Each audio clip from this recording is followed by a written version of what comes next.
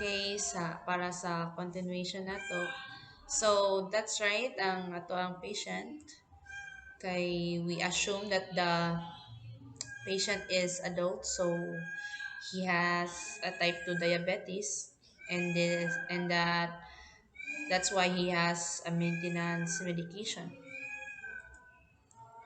So, second, counseling regarding medications. Know why it is important to take medicines as prescribed. Know the medications you are on for diabetes, and know the possible side effects of your meds. And the medication for diabetes are metformin, sulfonylureas, and miglitinides. So, this would be the part sa counseling regarding medications. Importante nga mabalaan sa uh, pasyente para asa ang iyahang medications and mga possible effects. So it is as the healthcare provider, it is our um, duty, no, nga magpasabot sa ilaha. So that's it. And then sa second, I mean, sorry, sa next slide, please kanang liyo ko pasa.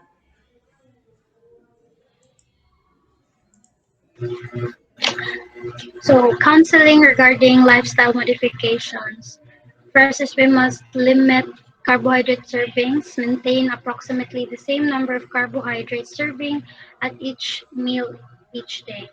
Lose weight, restrict protein in the presence of renal dysfunction, limit sodium, limit saturated fats and dietary cholesterol, limit alcohol consumption, and exercise and physical activity.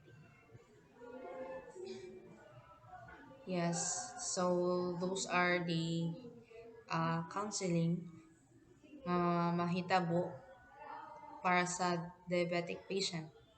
So in the behavioral theory, the healthcare provider will explain na dito sa counseling ang mga do's and don'ts sa iyang entire medication, the changes in lifestyle, diet, and exercise, then through whole duration sa iyang counseling na mo to, by persuasion and argument, then katong mga ang individual false assumption sa patient o irrational conclusions, then the misconceptions will make the patient to change, or she can make a self-realization to think, feel, and behave on a more rational basis. Moto katong um,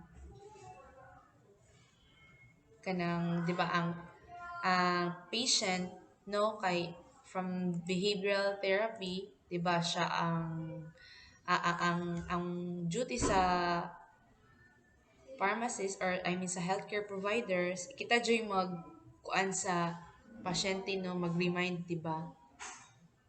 'Di ba mo tong ato ang kuanan niya, mag-remind jud ta sa patient, then if iyahang I mean unsa gatoy, nakalimot ko ba, behavioral theory, from ilang behavior dito na to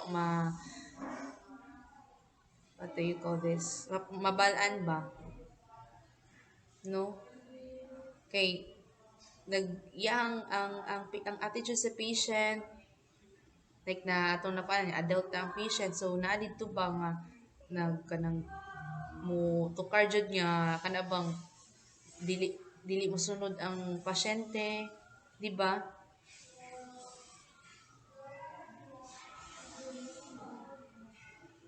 Hmm. Are you guys okay with that? Sa inyong kuan kanang ma-add ninyo.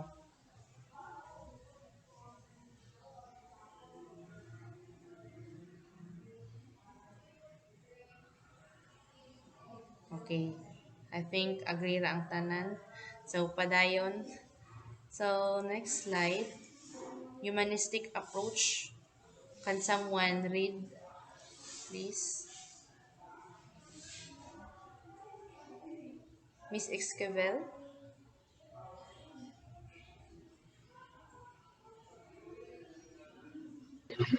Gihangit siya. Murag nihang siya. Sige, ikaw na lang, alis na. Palihog. Sige. Humanistic approach. So in this approach, we consider the patient's thought and feelings. That's why he has a freedom to speak up what is on his mind. In this way, we can determine any issues he is facing. In this area, we can determine the reason behind why the patient does not adhere his maintenance medication. For example, the patient doesn't have money to shoulder his medication. That's why there is no adherence. The healthcare provider should have empathy to understand more the patient. They should not neglect or judge a patient's situation, instead help him overcome it. To the patient having a diabetes, he or she has many questions, complaints, and wants clarification. This means that the patient is willing to cooperate. That's why the healthcare providers insert the setting of goals for his and her illness, creating plan, carry out, and evaluate the outcome. Yeah, so that's the humanistic approach para sa diabetic patient. Muna i-apply na to, the behavioral and the humanistic approach. So it's already said, no? Nga have empathy to the patient, understand more the patient, um, lagi kay, di ba, ang case study is all about why the diabetic patient does not adhere his maintenance medication. So maybe the patient has no money, or the patient, or maybe some factors, no, affects maybe the environment, his lifestyle niya, 'di ba? So that's it. Thank you. Then proceed to sa case 2, which is the um, eclectic counseling theory and a patient with problems on smoking cessation. So as we all know that counseling theory, it is a process of helping other people people to solve their own problems. It involves clarifying the problem, setting the goals, and facilitating action. So, moto ang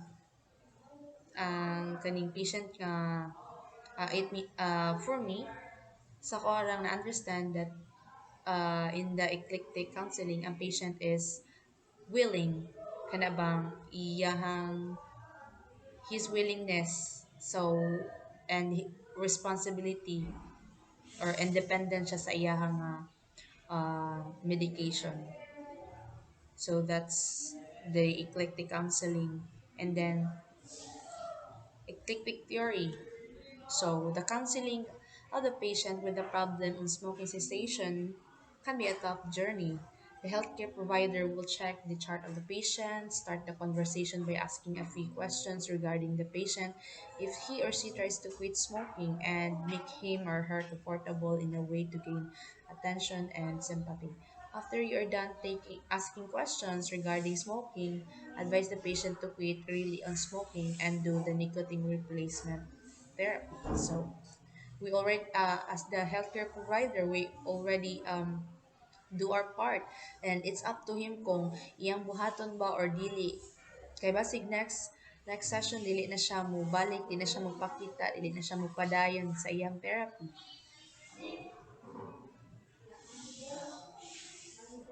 Ah, okay ra nara kay okay ra akong gikuan. So that's agree, or maybe you can add.